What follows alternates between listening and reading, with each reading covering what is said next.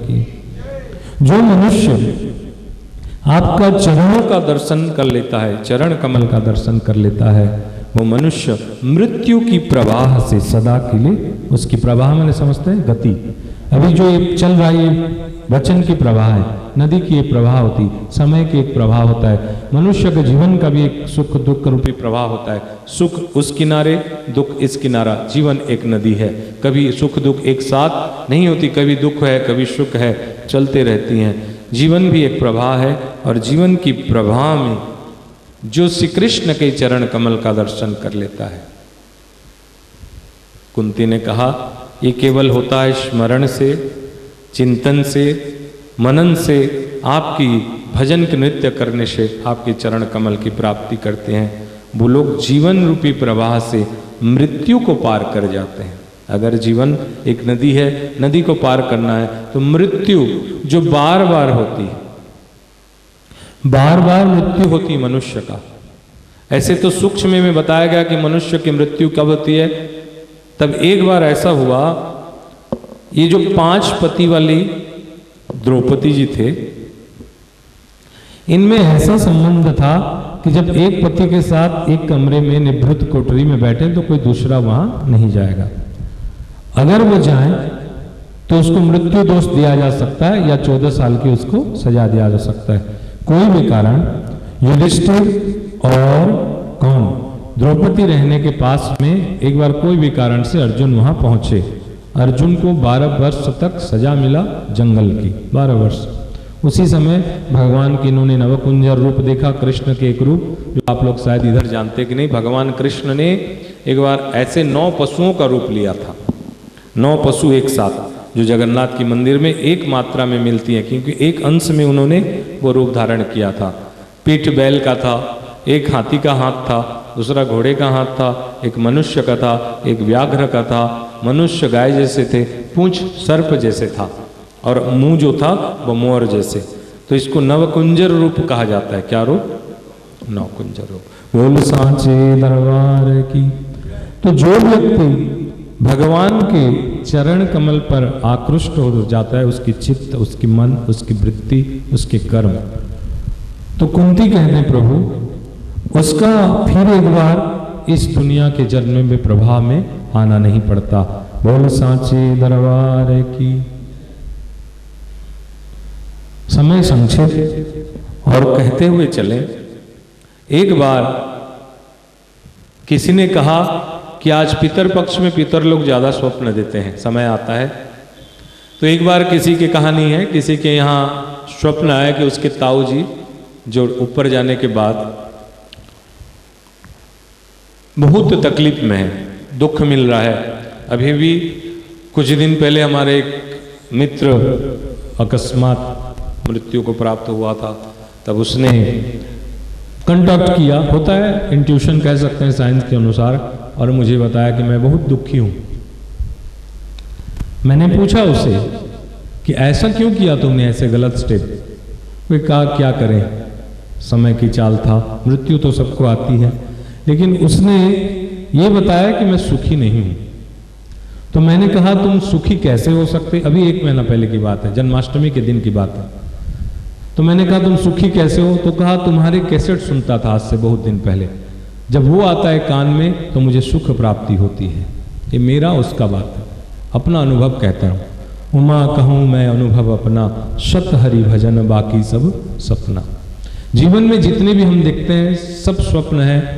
हम आंख बंद करते हैं और स्वप्न देखते हैं। वास्तविक आंख खोल के स्वप्न दिखाना चाहिए, क्योंकि स्वप्न के सागर श्री कृष्ण हैं। अगर उनको खोल के देखना चाहिए तो उन्होंने कहा कि मैंने जो गौशाला के लिए एक अंश दान दिया था, आज उसका मुझे सुख प्राप्त होता है।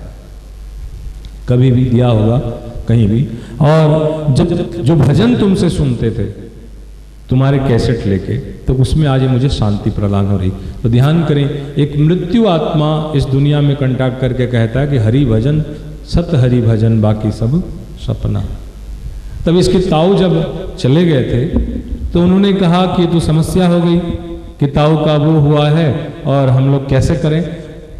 तब कोई जानकार व्यक्ति होगा जो समाज में रखते हैं, उन्होंने कहा कुछ कोई असुविधा नहीं, अगर उस लोक में भी अगर उसे शांति पहुंचाना है तो दान से नहीं होगा अब, क्योंकि दान जो करता है उसी को प्राप्त होता है।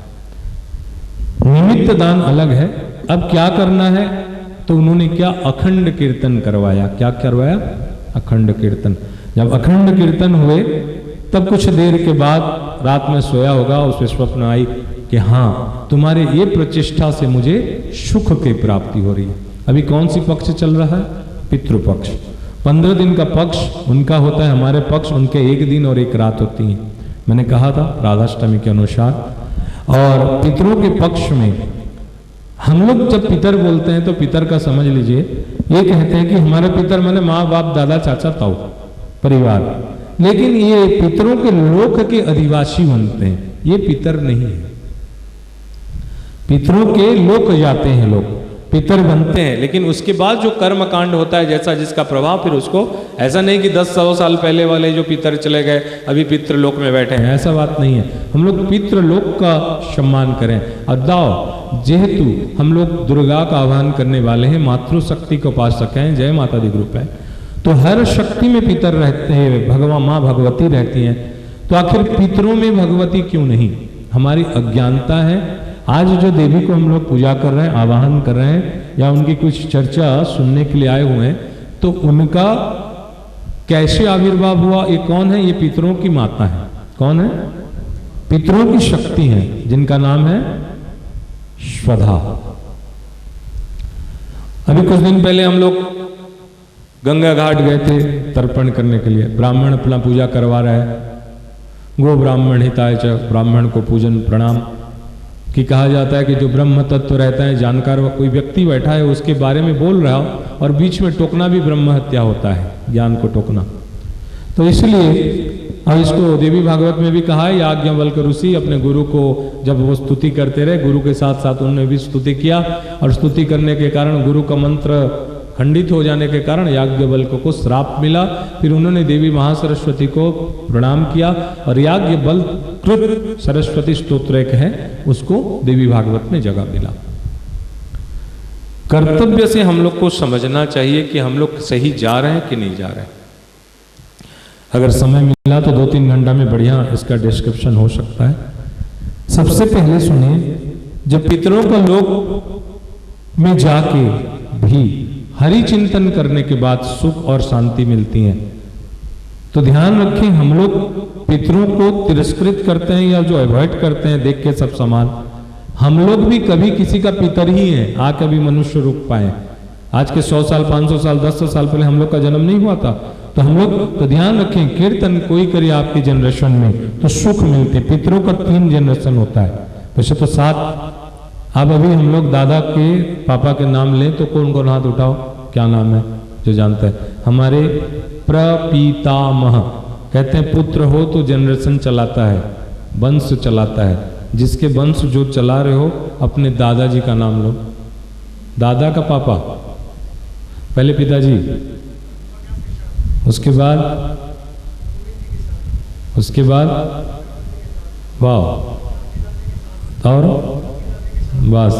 तो तुम तो ऐसे बोल रहे हो, क्या नाम है पंकज, कि हमारे घर में जब पहले तर्पण होता था, मैं बचपन में देखता था, तब ऐसे कहा जाता था पितामह, पितामह लोग तो चलो जो भी है, मातामह जानकी देवी, प्रपितामह लक्ष्मी देवी, उसके बाद सरस्वती देवी। तो मैं बोले हमारे घर में लक्ष्मी सरस्वती का प्रभाव है, ऐसे सुंदर सुंदर दादी जी का। तो पिताजी से पूछे, बताओ ऐसे कैसे नाम हुआ कि हम लोग का दादी दादा का, कि खाली देवी देवता के ऊपर? बोले कोई किसी का नहीं जानते हैं, पंडित लोग कहते हैं जब किसी का माँ बाप दादा चाचा का नहीं आता है नाम, तो लक्ष्मी देवी, सरस्वती देवी, गंगा देवी बोल के चला लिया जाता है। मैं बोला रे, तो इसी तरह ध्यान, बहुत धन्यवाद कि आप लोग जानते हो इस चीज को। पितरों की तृप्ति नहीं होती, पितृलोक की तृप्ति नहीं होती, पितरों की तृप्ति नहीं होती, तो ध्यान रखिए वंश नहीं बढ़ता। हमारे शास्त्र में कहते हैं, किसी और शास्त्र में एक का 10 बच्चा हो जाए, लेकिन आज योग धर्म है कि एक में एक में आधा, एक में पौने। लेकिन पौने माने क्या? जीवन में 60 साल आपका है, बच्चा अगर 30 साल में आपका 35-25 साल में पैदा हुआ, तो पौना माने क्या होता है? 25 तो चला गया पैदा करने में, अब रहा 50, और कितना रहा 60 में 35, 35 में पौना कितना होता है 1/4,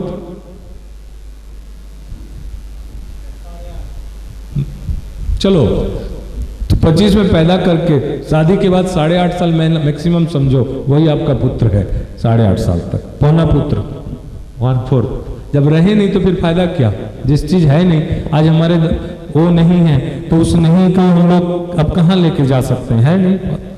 पितृ तृप्त करना चाहिए जिस पुत्र को, देखिए पितृपक्ष आते ही, ये पितृपक्ष माने मेरा बाप, मेरा दादा, मेरा चाचा, मेरा ताऊ नहीं है, ये तो 4 नंबर में आते हैं। पहले सबसे पितृ जो है, सबसे बड़ा पितर जिससे हम लोग बाप दादा चाचा पैदा हुए, कौन है, सृष्टि कौन करता है, आदि सृष्टिकार ब्रह्मा जी। अब ब्रह्मा कहां से प्रकट हुए, भगवान विष्णु से। आदि पितर तो वही है जनार्दन भगवान विष्णु, जो आपने शरणागति में भगवान का पितृपक्ष में पिंडा देते हुए अनुष्ठान में आपने पाया। लेकिन इनका पुत्र ब्रह्मा विष्णु शिव का पहला उनको तर्पण होने के बाद, उसके बाद ऋषि आते हैं।